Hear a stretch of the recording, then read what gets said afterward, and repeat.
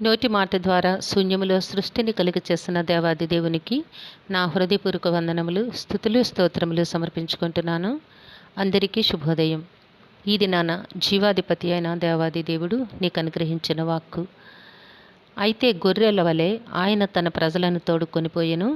ఒకడు మందను నడిపించినట్లు అరణ్యములో ఆయన వారిని నడిపించెను. దేవుని నామమునకు మహిమ కలుగును గాక. ఈ మాటలు కీర్తనల గ్రంథము 78వ అధ్యాయము 52వ వచనములో వ్రాయబడి ఉన్నవండి. Praise the Lord. Today our God's promise for us, but he made his own people go forth like sheep and guided them in the wilderness like a flock. చూడండి నేస్తమా, నీ దేవాది దేవుడు ఈ దినాన నీ కొరకు సిద్ధపరిచిన ఆయన పరిశుద్ధ వాక్కు ఏమై ఉన్నది అనగా, తన ప్రజలను ఆయన ఏ విధముగా నడిపించారో నీకు ఆయన బోధిస్తూ ఉన్నారు. ఏమిటి అనగా, గొర్రెల వలె ఆయన తన ప్రజలను తోడుకొనిపోయెను. గొర్రె అనగా ఒక సాధు స్వభావానికి గుర్తు. గొర్రె అంటే దానికి ఒక రూట్ చూపిస్తే, ఒక మార్గము చూపిస్తే ఆ మార్గము గుండా వెళ్తోంది తప్ప అది కుడి ఎడమలకు కూడా చూడదు. తన యజమాని తనకి ఏ విధంగా వెళ్ళమని దారి చూపించాడో ఆ దారిని వెళ్తోంది అని అర్థం మాట. అయితే నిన్ను ఆయన ఎంతగా ప్రేమిస్తూ ఉన్నారు అంటే, నీకేమీ తెలియదు, నీవు ఆయన దృష్టిలో చాలా ఉన్నతమైన వ్యక్తిత్వము కలిగిన వానిగా, నీలో చెడు స్వభావము, చెడు ఆలోచనలు లేనివానిగా, నీవెంతటి దేవునికి వ్యతిరేకమైన మనస్సు కలిగిన వానివైనా నిన్ను తన ప్రేమతో ఎట్టి రీతిగా నడిపిస్తూ ఉన్నారంటే, ఒక గొర్రెలాగు నిన్ను ఆయన చూస్తూ ఉన్నారు. తన ప్రజలను తోడుకొనిపోయెను. ఏ విధముగా అంటే, ఒకడు మందను నడిపించినట్లుగా అరణ్యములో ఆయన వారిని నడిపించెను. ఒక చక్కని మార్గాన్ని చూపిస్తూ, ఆ మార్గము గుండా వెళ్ళేటప్పుడు నీకు ఆ మార్గ మధ్యలో, ఆ ప్రయాణ మధ్యలో ఎటువంటి ఇబ్బందులు కలగకుండా నీ జీవితమును అంత సంతోషమయముగా, అంత ప్రశాంతముగా నడిపించుటకు దేవుడు సంకల్పమును కలిగి ఉన్నారు. నేస్తమా, అరణ్యములో తన ప్రజలను నడిపించిన, ఇజ్రాయేలీలను నడిపించిన దేవుడు ఈ దినాన నిన్ను కూడా నడిపిస్తూ ఉన్నారు.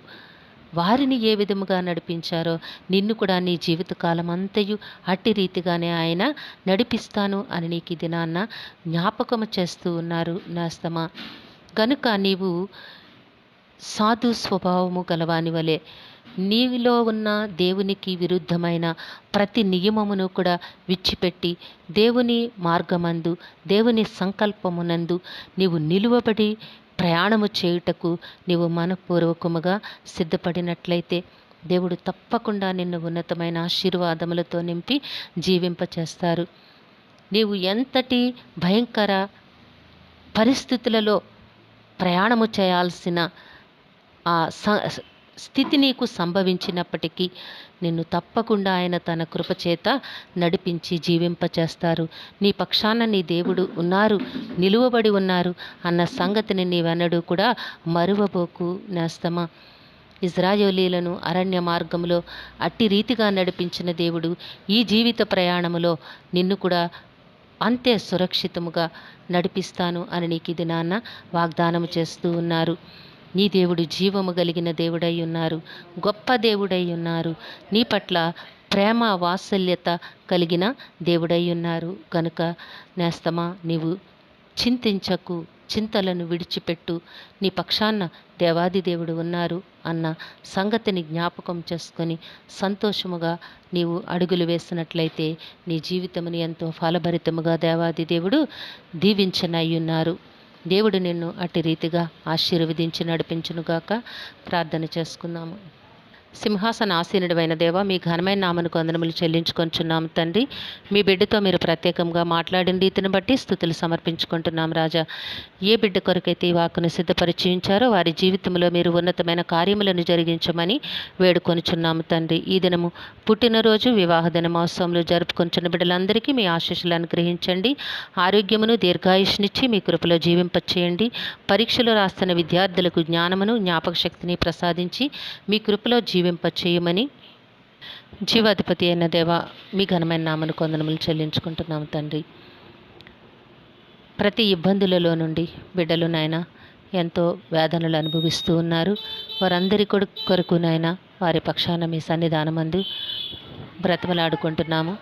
వారందరికీ కూడా మీ కృపా సహాయమును అనుగ్రహించి మీ కృపలో జీవింపచేయమని, శోధనల నుంచి విడుదల కలిగి చేసి కాచి కాపాడమని ఈ స్తుతియు ప్రార్థనయు మా రక్షకుడును మీ ప్రియకుమారుడైన యేసుక్రీస్తు నామం పేరట అడిగి వేడుకొనుచున్నాము తండ్రి.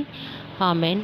కరుణావాత్సల్యత కలిగిన దేవుడు మీ జీవితంలో అనేకమైన ఆశీర్వాదములను అనుగ్రహించి మిమ్మును ఆయన నామ మహిమ కొరకు జీవింపచేయునుగాక.